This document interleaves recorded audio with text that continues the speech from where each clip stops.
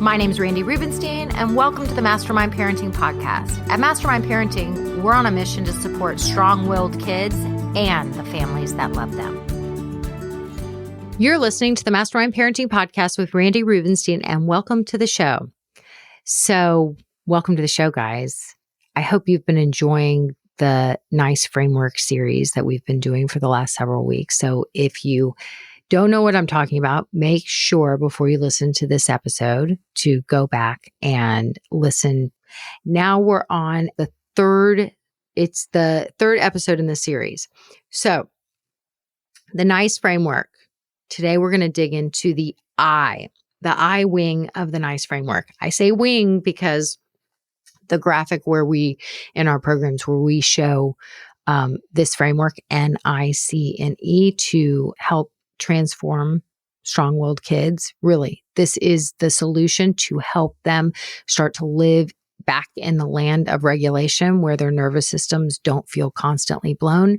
And it's a butterfly graphic because butterflies stand for transformation. I know I'm kind of hokey and corny like that. I love butterflies. And so the I wing of the NICE framework to start to turn difficult behaviors around is all about investigation. Okay? Because guess what? All behavior, strong-willed behavior, but all behavior. So all, air quotes, strong-willed behavior is communication. Humans act out when they're seeking a solution to an internal problem. There's always a reason underneath your child's problematic behavior, always. So you have to become a detective, right? You have to really investigate to discover the root. We want to get underneath the behavior. Most, I think, parents, when they're trying to learn just the right tool or just the right thing or what consequence should be appropriate for this, that's slapping a Band-Aid on a gaping wound, basically. We have to get underneath the behavior to the root, right? And doing so, there's a lot involved in really getting to the root of the behavior, but you have to, just start with this mindset shift, which is all behavior is communication. All behavior is communication. So start with this mindset shift. All behavior is communication.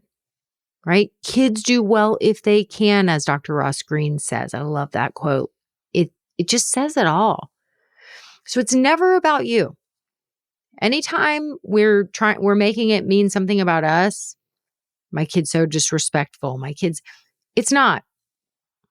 Well, I've been told I would say when parents give me feedback about learning this framework, they quite often say the biggest game changer for them was in the I wing and realizing that it's never about them. And I teach a tool called the Q-tip, quit taking it personally. And they would say in their mind when their kid was acting out in all these less than awesome ways, which, when a kid's like smacking you or telling you they hate you or you're the worst mom ever, or I hate this family, or being mean to one of their siblings, it's real hard to be like, quit taking it personally, quit taking it personally, all behavior's communication, all behavior's communication. So like you got to prepare. It's like you're mentally preparing for those less than awesome moments. And so I've had so many parents say just like the acronym of Q-tip, Q-tip, Q-tip, Q-tip, or imagining an actual Q-tip in my brain.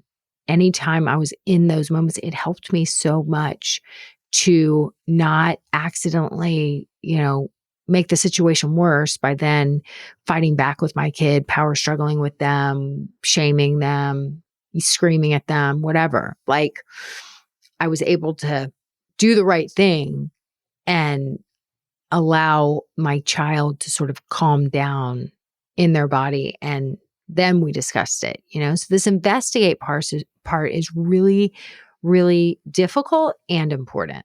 Okay. So we want to get to the root of the behavior.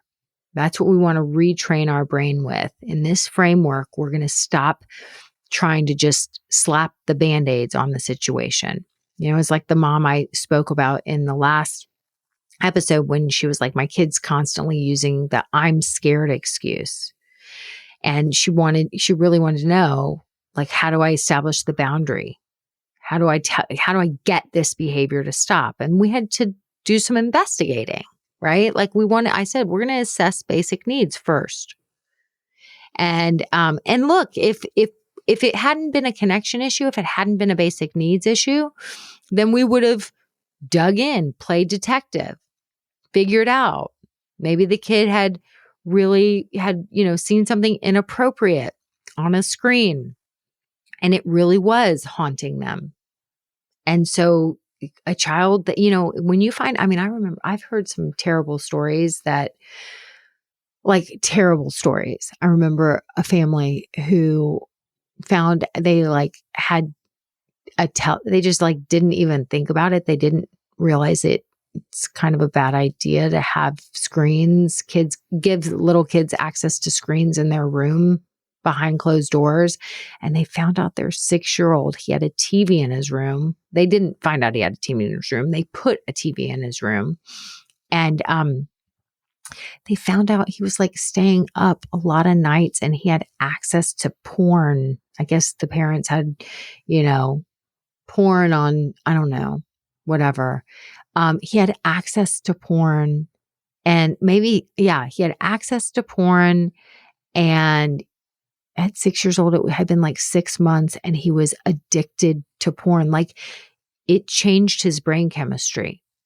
And now, this tiny little 6-year-old can't stop thinking about all these images that made him feel a certain way in his body, but it's all very confusing. But now his brain, you may find out that your child has seen something scary on a screen or even watched a movie that doesn't seem like it's scary. Maybe they watched Harry Potter and it was just too much for them. And now they're having nightmares, or maybe they played some game with exploding bunnies and it was just too much for them. And now it's a child that really is scared and is starting to ruminate. That might be a child that would benefit from seeing a play therapist, right? Or you might need to go and get some guidance on how to talk to your child about their fears and how to help them.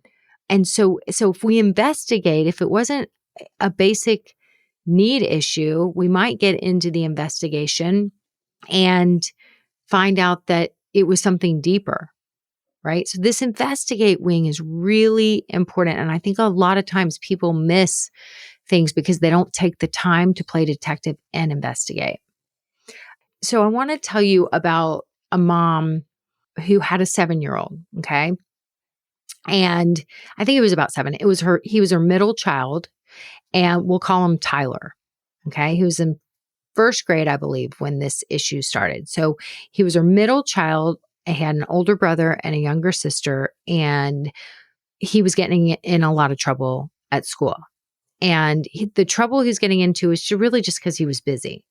He couldn't keep his hands to himself. He was just kind of a thin, wispy, wiry little boy. He wanted to run. He wanted to play. He couldn't keep his hands to himself. He had ants in his pants. He was in and up and down out of his seat and yada, yada, yada.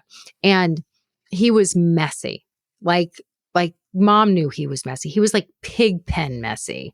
So she was to get him out of the car after school. I let them have a snack, and then there's snack wrappers, and he can't grab his snack wrappers, and to get his backpack, and then to go in and to unpack his backpack, and then to take out his folder and to, give me things that need to be signed, and then to do his one worksheet of homework and to unpack his lunch kit. He cannot do any of those things, right? It's a daily stressor. It's so annoying, but he's just he's just Pigpen, and he's just a complete mess. And then getting that, he would get that one sheet of homework, to get him to do that one worksheet took an hour and a half. It was just a battle every single day. She was it's just a total shit show. And he just wanted to go outside. They lived kind of in a rural area. So they had like, a bunch of property, and I think they had like some chickens, and it was just, kind of, and he was an outdoorsy boy. She's like, oh, if I just let him come home and just go straight outside to play, like I wouldn't see him till dinner time. He's that kid. He's creating, he's building things, he's playing, and I was like, well, that's amazing. She's like, yeah, but he needs to be able to be responsible and to not operate. And I'm getting all these calls from school. Okay. So when I had mom assess the basic needs, right? So here's the framework to help this child, because every day there was a lot of strong-willed behaviors because he just wanted to get outside to play. So Pigpen, it was just like a battle to get him to do any of the things. It became clear, first and foremost, that there was a sleep situation and there was an overteching situation that he was pretty addicted to on the weekends and in the evening. And so, the siblings, even though they lived in a 4-bedroom house, the family lived in a 4-bedroom house, the siblings did a sibling sleepover room. So every night the 3 siblings slept, which sounds so cute. And the mom was like, oh my gosh, they love their sibling sleepover room. I was like, yeah, sounds cute. They're not getting enough sleep. And especially this little guy, this little highly sensitive guy, he's not getting enough sleep. And so he can't control his body at school. He's missing out on learning those executive functioning skills, those organizational habits. That's why he's such a pigpen. That's why he can't settle down and just quickly knock out that one worksheet of homework. So before we do anything else, we gotta get him the sleep that he needs. So we started with that. Okay. And once he was consistently getting the sleep he needed, there was still some behaviors. There was still like, he wasn't quite as messy, and he started getting it together after school and doing really well at home, like getting his stuff unpacked and really with mom kind of available and holding his hand, he could get the worksheet done much more quickly. But at school, she was still getting daily either phone calls or correspondence from school that he was having a hard time managing his behavior in the classroom. So once we began investigating, we realized that Tyler needed to go through an evaluation. So mom had him evaluated, and it turned out that he was diagnosed with dyslexia. Okay. So the investigating piece of helping a strong-willed kid transform their behavior, the investigating piece of the framework left mom with the critical info. And we got to work to set Tyler up with better, clearer structure and systems to help him really totally undo his pigpen pattern after school. He had gotten a lot better, but he was still messy. He was still a little pigpenny. And once he started getting the support he needed, well, he started to do better at school, obviously, because he didn't have to live with so much frustration. And he was also able to stop feeling so bad about himself. Like he started to understand, like now mom could start having the right conversation with him and with the teachers. Your brain learns in a different way. No wonder you were so frustrated, right? So once you, like this mom, once you cover the basic needs and there's still problematic behaviors, like things have improved, but there's still, the situation isn't totally turned around. It's time to play detective. And I want you to ask yourself some questions. So notice, how is my child wired, right? Like, does it seem like my kid could be a highly sensitive person, a person with a highly sensitive nervous system? And if you don't know what that means, please Google it and start arming yourself with that knowledge. Quite often, strong-willed kids have highly sensitive nervous systems. Is my child often anxious or overstimulated more than it seems like other kids their age? Are there certain times of the day that meltdowns happen more frequently, right? Does it seem like my kid is trying to seek attention by picking on a sibling? Okay. So like Tyler's mom, I want you to be able to help your kid either get to the right resources, right? Like the dyslexia resources, or you start to tighten up the structure and the systems so that they have more certainty in their life. Because guess what certainty does? Like when a kid knows this is bedtime, this is where I sleep. There's no one more glass of water or one more this or one more that. Like it's the same schedule every single day. And if I try to pull some shenanigans, this is what mom and dad say every single day. So I'm going to stop testing all those boundaries and I'm going to start getting the rest that I need. So yes, that is a part of it, but I want you to really start investigating so you can figure out what is it that my kid needs to help them turn this situation around, right? I mean, Tyler's mom, they got a diagnosis in first grade with dyslexia. Like many kids are not so lucky and they go through years and years and years of frustration and exhaustion and feeling unsupported. And they have no way of telling the adults that are taking care of them, their teachers, their parents, how to help them. They don't know, right? They act on the outside. They act their frustration out on the outside, but it's really just what's going on the inside. If they knew how to tell us what's going on, they would, but they don't. So they use all these difficult behaviors to sort of, shake us, to say like, figure this out. Please investigate why I'm so frustrated in my body. I'm just a little kid. I don't know how to express this in language. So I'm just going to act on the outside the way I feel on the inside. So it really does take a grounded grown-up who is Q-tipping, quit taking it personally, and remembering all behaviors communication, and first assessing all those basic needs. And if the problem's not solved, if the behavior's not turned around, then they start to investigate and go deeper, figure out if there's maybe a medical. Quite often I can't tell you how many times when we go and we assess basic needs and the sleep thing, and then we get a sleep study, and then it turns out it's an ENT issue, or like, I can't tell you how often there is actually something medical going on, and it's not, it takes some investigation and some detective work.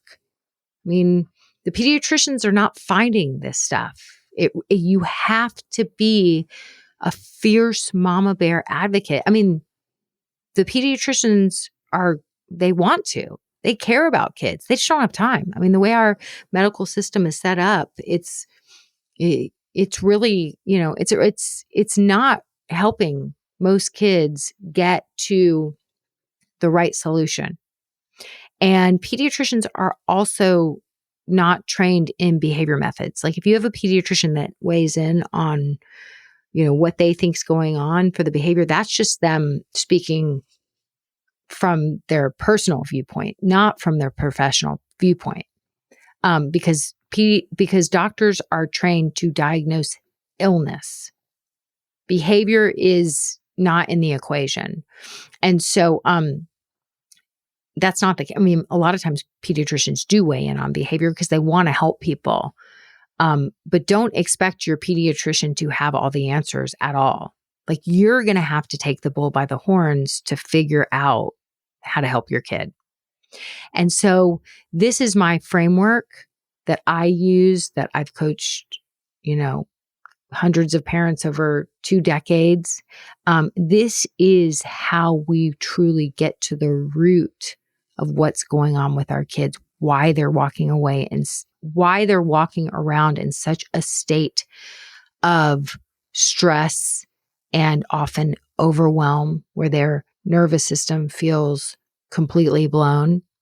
and then they act out because they want, this is how we help them, right? Like if you have a kid that just shows up with strong-willed behavior day in and day out, like you haven't even really gotten to know your kid, because it's not until, think about yourself. Like when you're in like a super stressed out state and you meet a new person, do you feel like they like get to know the best part of you?